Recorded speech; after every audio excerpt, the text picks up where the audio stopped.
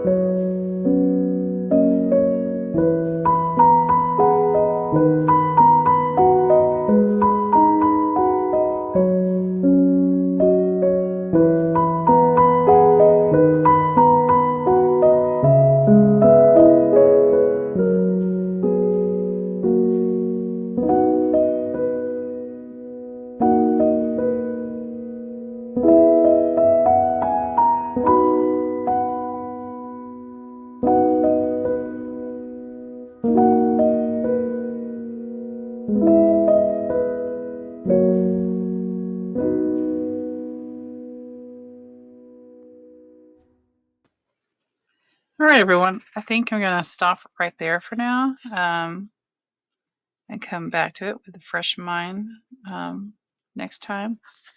So let's look at what I've done so far. So I added a little title to this envelope.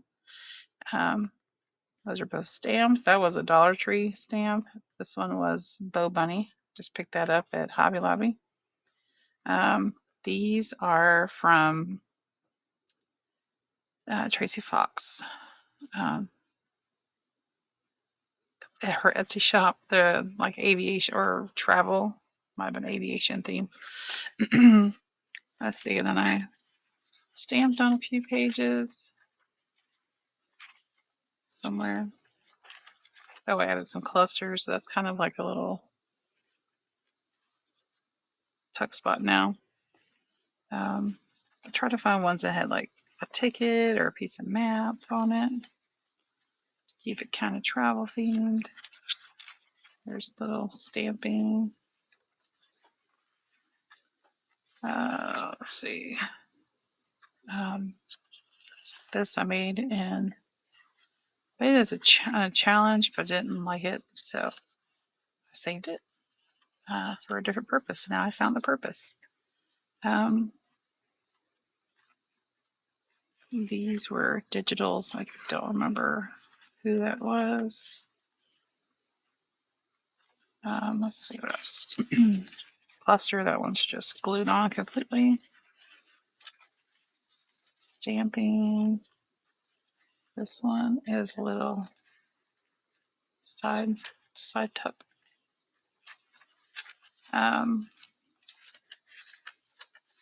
All the stenciling, there's stamping. And then I had made this this was a Sweet Bee Paper Co challenge. I'm keeping it for now. I may come back, change my mind. It's kind of a struggle to get it in there because so we'll just make a decision now. Let's not use it. It's too tight to put it in there. And that's just a little side tuck.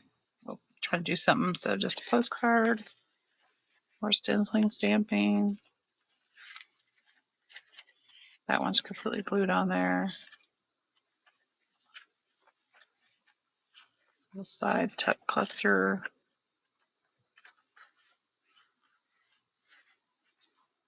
Same thing, Tracy Fox. That stamp didn't come out clear. Well, I probably should have, done that when I went to stamp it. So that's all right. Put a postage stamp on there, covered it up. That didn't quite come out. Same reason. Didn't learn my lesson. That's a digital. This is scrapbook paper. Same. This is Tracy Fox. It's just stuff some of her labels in there. Follow your dreams. I think I stamped it on the other side a couple times and I missed it when I went through. Oh no. I'll try it this way for a while. This also I made in a Sweet Bee card collab challenge. I think that one I just did a decorating digital tag videos. Little side tuck cluster. There's all your dreams. This one is a little pocket. Used a cluster to make that. Got that. And that's it, folks. So we'll maybe come back in on some of these tags. We'll add some toppers to them. We'll think about a closure for this. And yeah, that's got a lot of journaling space. And if you stick some, ephemera from your travels, I'm not going to put anything in there. That'll be for whatever you want to put in there. But yeah, maybe we could find some more things to put in here. We could add, this is thick paper, so we could do like a little flip out, fold out thing. I don't know. We'll see. All right, guys. So come back for part 4. I'm pretty sure part 4 will be the last part. All right. I appreciate you and your time. Don't forget to hit the like button, subscribe if you haven't already. And until the next one, bye-bye.